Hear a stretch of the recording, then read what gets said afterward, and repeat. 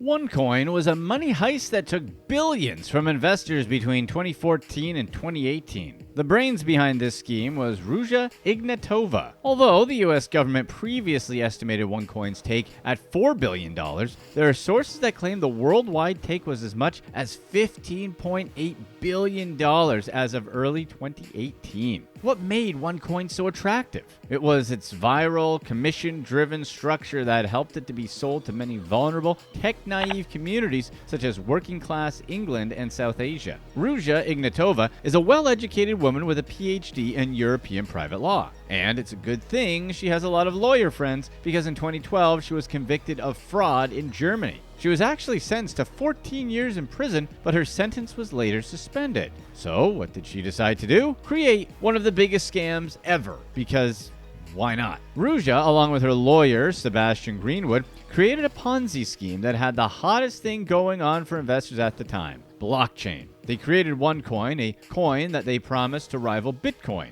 Bitcoin's rise in value from a few cents to hundreds of dollars per coin by mid-2016 had retail investors hungry for more ways to get rich quick. In case you don't know how crypto works, the only thing you have to understand is this: something is only valuable because other people think it's valuable. Whether it's money, diamonds, or gold, it only works when other people put value on it and trust the value can hold. For a long time, people have tried to create digital money, but everything always failed because no one could trust them. They would always need someone in charge. With someone in charge, they could manipulate the supply, and there goes the concept. But Bitcoin solved that problem. It depends on a database called a blockchain. Basically, it's a giant digital book of every transaction that involves any Bitcoin, and everyone has a copy of it. Every time a Bitcoin is sent, a record of that transaction goes into everyone's book. Nobody could change it. So this means that Bitcoins couldn't be manipulated and could not be hacked. Bitcoin gave way for the potential to change how banking works. Bitcoin, with its blockchain, became a game changer. What Ruja knew was that the average person wanted to get rich fast. And with Bitcoin's fast rise, she knew that she had something to see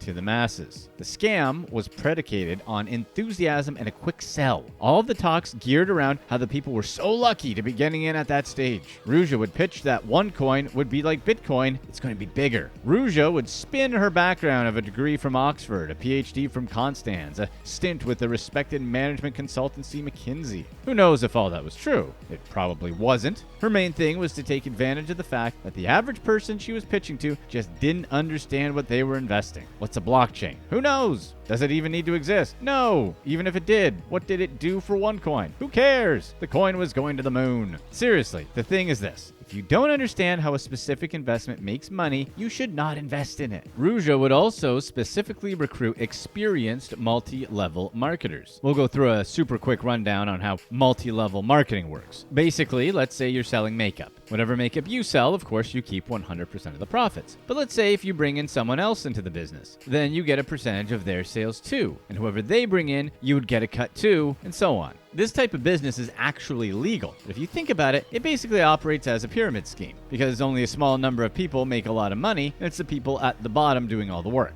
And Ruja would bring in these types of people on purpose. She recognized that established multi-level marketing sellers with a huge base had the perfect type of people to market her fake coin. This was the secret of OneCoin's success. It was an old-fashioned pyramid scheme masqueraded as a coin with a future. OneCoin's corporate structure was incredibly complicated.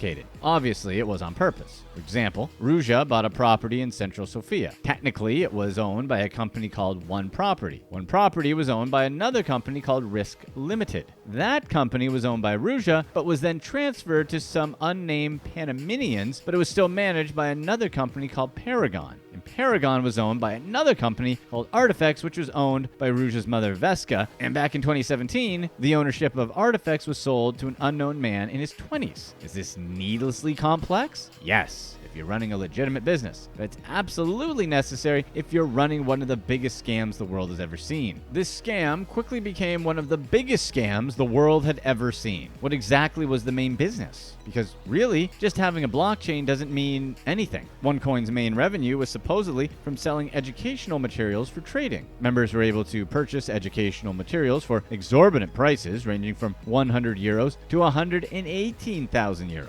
Obviously, no one was buying any sort of educational packages. There was absolutely nothing that the company came out with to generate revenue. Their only way to get money was to pitch investing in the company. For every package that gets purchased came tokens, which the buyers can use to mine coins. Basically, the more money you spent, the more tokens you got, which meant the more coins you could mine. And the only way of exchanging the mined OneCoins was through OneCoin's own exchange. In early June 2016, Ruja Ignatova walked on stage at Wembley Stadium in London in front of thousands of investors. She told the cheering crowd that OneCoin was on course to become the world's biggest cryptocurrency, quote, for everyone to make payments everywhere. To some people, it sounded like free money that would give them the financial freedom they're looking for. And all they had to do was hand over their money to invest and not worry about anything else. Plenty of people were convinced. For example, Jen McAdam. She invested 10,000 euros herself. Not only that, she persuaded family members to put in an additional 250,000 euros. People from over 175 countries invested back in 2016. Investors on the lower packages were convinced to invest in bigger packages because of the extra benefits. Of course, investors were shown the growth of their investments. The horrible truth was that those rising numbers were totally meaningless. They were just numbers typed into a computer by OneCoin employees. Jen was constantly told she was part of the OneCoin family. She had a OneCoin leader who got information from the headquarters in Bulgaria, and her leader prepared her carefully for conversations with any OneCoin skeptics. Any criticism or awkward questions were actively discouraged. This is basically how cults work. You always have to be able to think for yourself, no matter the situation. Here's the worst part. Remember when we said that OneCoin targeted tech-naive communities? Well, typically that also means poor. OneCoin targeted the poorest people because they're typically the people who were the least educated. For example, thousands of Ugandans bought into OneCoin. It took 700,000 Ugandan shillings, or roughly $250, to buy a OneCoin starter package. Poor investors became increasingly important to OneCoin. That's because in Europe, less money was invested in the first 6 months of 2017 compared to the same period in 2016. But in Africa, the Middle East, and in India, it was the complete opposite. As the money started drying up in Europe, promoters turned more and more to third world and emerging countries. When it comes to running a scam, they don't care who it is they scam, rich or poor, it doesn't matter. There were many people that doubted OneCoin as early as 2015. One such person was Bjorn Bjerke. After actually getting recruited by OneCoin, he investigated deep within the company. They had wanted him to be the chief technical officer for them, so he did due diligence on them. And he became one of the first people to discover that there was no blockchain at all. There wasn't anything invested in any technology. Of course, when you're dealing with a scam involving billions of euros, there are going to be people that don't want him to blow the whistle. According to Bjorn, he learned in his research that Ruja had never expected OneCoin to grow so big. It was never supposed to be a billion-dollar scam. She actually tried to shut it down, but people in the underworld that she was connected to wouldn't let her since they were making so much money. Anyone that was interviewed about their involvement wouldn't discuss any of the players involved with organized crime, except for one person. OneCoin grew to 10 million, then quickly to 20 million, then 30 million, and it just quickly snowballed into the billions. And all the publicity stunts and all of the investor money rolling in, one day, Ruja just disappeared.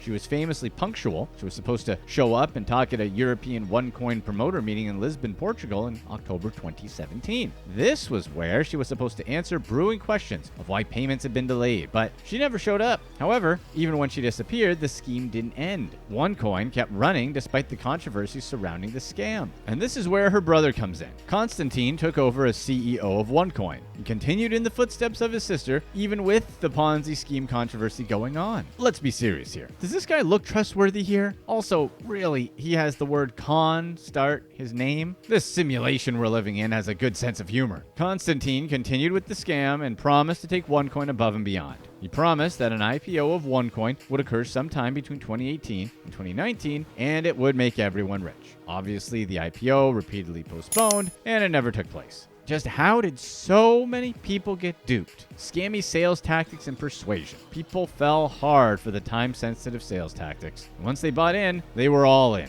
It's psychology at this point. People don't want to admit that they were ever wrong, so they just double down. No matter what the evidence is, it's just human nature to protect their reputation, intelligence, and identity. The fact of the matter is the vast majority of people make irrational decisions. Then they rationalize their decision-making afterwards to make themselves feel better. Even more amazingly, even after Ruja, Konstantin, and Sebastian were officially charged, people continued to invest in the coin. Despite all the evidence, investors simply just didn't want to miss out on the next big thing. So all they had going for them was hope and prayers. In March of 2018, Konstantin Ignatov was at LAX waiting to fly back to Bulgaria after some OneCoin meetings in the US. Just as he was boarding his flight home, FBI agents arrested him and charged him with fraud in connection with OneCoin. Ruja is still missing today. The last confirmed report is that she had flown to Athens back in October of 2017. She's officially charged with absentia with money laundering. Her partner and lawyer, Sebastian Greenwood, was arrested around the same time as her brother. It's interesting seeing how her brother and her lawyer weren't smart enough to disappear. One popular theory is that Ruja is sailing around the world on a yacht. Of course, support for this theory is limited. It leans mostly on the fact that Ruja liked yachts. She had her own multi-million-dollar yacht docked in the Black Sea. She'd throw regular parties on the boat and had her $2 million Bulgarian mansions that were close by. However, the staff claim they haven't seen her since 2017. As the hunt for the missing crypto queen continues, authorities uncover a new piece of her lavish life almost every day. In 2021, a German court found that Ruja spent $18.2 million of stolen money on a luxurious mansion in London. The 4-bedroom luxury flat was packed with expensive artwork, including a rare Andy Warhol. It also had a private swimming pool. During his trial, Konstantin gave up information about his sister. According to him, she had gotten a passport and asked him to get her plane tickets to Vienna, Austria, and then Athens, Greece. So where is she today? Nobody knows, and it feels like she'll be on the run forever. Konstantin eventually pleaded guilty in November 2019 to several charges that included money laundering and fraud. As part of a plea deal. Yep, he decided to rat out his associates in the underworld. According to official court documents, at least, he has the option of going into the witness protection program. Click here to watch one of these next videos. And let us know in the comments section what you would rather have right now. $1 million in Bitcoin or $1 million in another coin.